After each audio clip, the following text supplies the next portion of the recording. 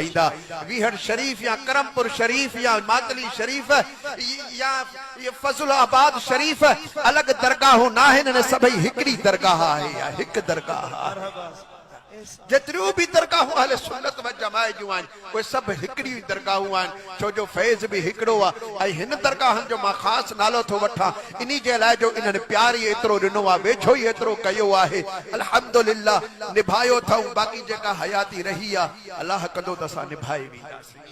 मां घणो थोराईंदो आहियां सांजन जे शहज़ादनि जो ऐं सांजन जे भाइरनि जो, सांजन जे सॼे खानवादा जो उन्हनि हद खां वधीक मूंखे उहो साॻियो ई प्यार ॾिनो आहे। ऐं हुकुम फरमायो हिते हाज़िरी जो।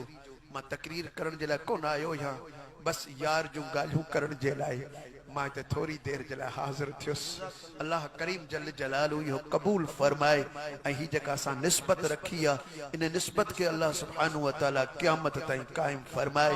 रब्बुल आलमीन जल जलालू फरमाए व इबादुर रहमान, ओ जेके रहमान जा बाना आहिनि जॾहिं ज़मीन ते हलंदा आहिनि त सुकून ऐं वक़ार साण हलंदा आहिनि।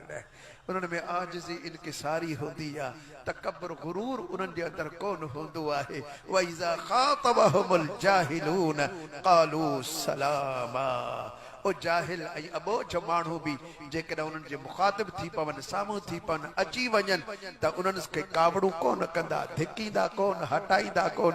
उन्हनि खे बि भाकड़ो पाए पंहिंजे कोड़े जे हेठां करे बाजारा बोल पिया बोलींदा आहिनि। वल्लज़ीन यबीतून लिरब्बिहिम सुज्जदन व क़ियामा, ऐं जॾहिं रात थींदी आहे त इन्हनि जी रात पंहिंजे रब जे लाइ गुज़रंदी आहे, कॾहिं सजदन में कॾहिं क़ियाम में। ऐं जो अमली तफ़सीर जेकॾहिं असां ॾिसूं था, हज़रत क़िबला मुंहिंजा दोस्त मिठड़ा साईं रहमतुल्लाहि तआला अलैहि जन अमली तफ़सीर क़ुरान करीम जे आयतन मुबारकन जा, आजिज़ी इनकिसारी, उन खां बाद मेहमान नवाज़ी, हर माण्हू सां मोहब्बत सां प्यार करण वारा। मां मुंहिंजे सम्झ में जेतिरे क़दर आहे, मां जेतिरे क़दर साईं जे वेझो थियो आहियां त मां सम्झां थो त अहिड़ो माण्हू को न हूंदो जेको चवे त साईं हसनुल्लाह मूंसां दुश्मनी कई आहे। अहिड़ो माण्हू मिलंदो ई कोन को।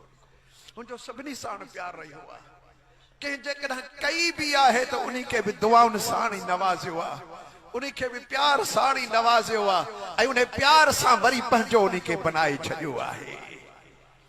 हिकिड़ा माण्हू अहिड़ो किरदार इख्तियार कंदा आहिनि जो पंहिंजनि खे धिके परायो करे छॾींदा आहिनि। साईं जो उहो किरदार हो जो परावनि खे बि पंहिंजो बनाईंदा विया आहिनि ऐं पंहिंजो बनाईंदा विया आहिनि। ख़ुशि नसीब हुनजा औलाद आहिनि जिन जा बाबे साईं, जिन जे बाबे साईं हुनखे औलाद, हुनखे दोस्त घणा करे ॾिना।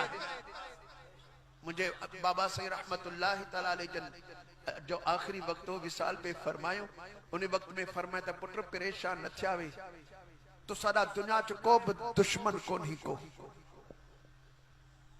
जेके न समझदे हन, परे रहंदे हन, उन्हें को भी असा तो साडा दोस्त बना देता है।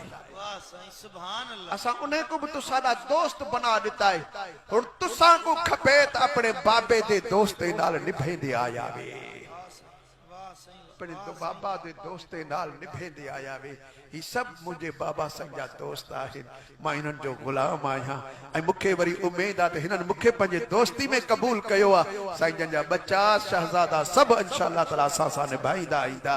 अल्लाह करीम जल जलालू हिन आस्थाने खे आबाद रखे ऐं हिन आस्थान जो फैज़ क़यामत ताईं जारी सारी रखे।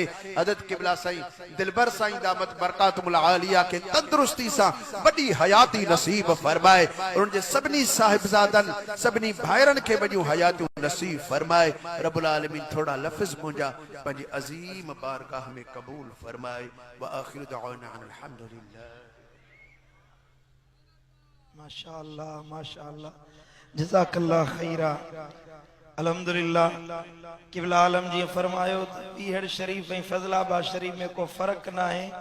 अल्हम्दुलिल्लाह असांजी